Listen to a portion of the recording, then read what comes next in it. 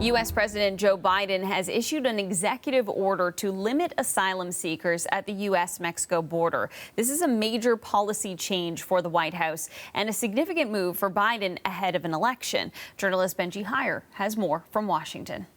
Put simply, it means that the US government is shutting down asylum requests at the country's southern border until claims fall below a certain threshold. The executive order will see asylum petitions halted if crossings exceed a daily average of 2,500 people over the course of a week. There will then be some exceptions, including for unaccompanied children and humanitarian situations. And the border will only reopen to those asylum claims once they decrease to 1,500 per day. That is less than the current daily figures. President Biden says doing nothing is not an option and that these steps are necessary to secure the border. This action will help us gain control of our border, restore order into the process. This ban will remain in place until the number of people trying to enter illegally is reduced to a level that our system can effectively manage.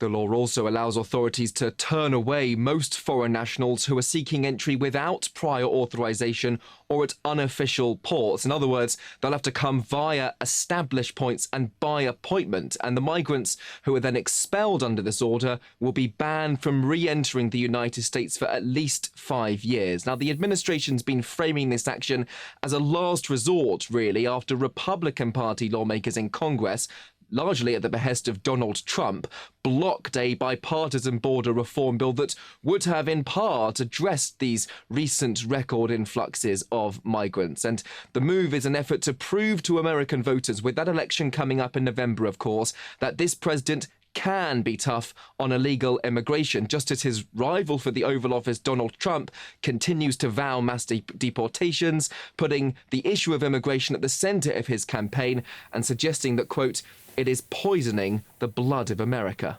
And so, Benji, what's the reaction been to Biden issuing this order? Well, several progressive and Hispanic Democrats have been venting their fury, their outrage at Joe Biden's announcement, but the White House is insisting that its position is different to Donald Trump's perhaps harsher proposal. Still, though, what we've seen outlined today has not been enough for Republicans on Capitol Hill. This is a conversion based on the proximity of the next election and sinking poll numbers, and we think it deserves to be called out for what it is. I talked to President Trump this morning, and he says this is a scam and people will see through it. Meanwhile, experts suspect that this decision will face imminent legal challenges. They warn today's change will do little to resolve the crisis because of deportation rules, which make it quite hard to remove some nationalities. At that point, though, after those legal challenges, I think that President Biden will be able to say to the nation that he has exhausted his options, and he'll be able to once again point the finger at Congress, demanding from lawmakers the necessary funding for more personnel needed to further secure the border. That's journalist Benji Heyer in Washington.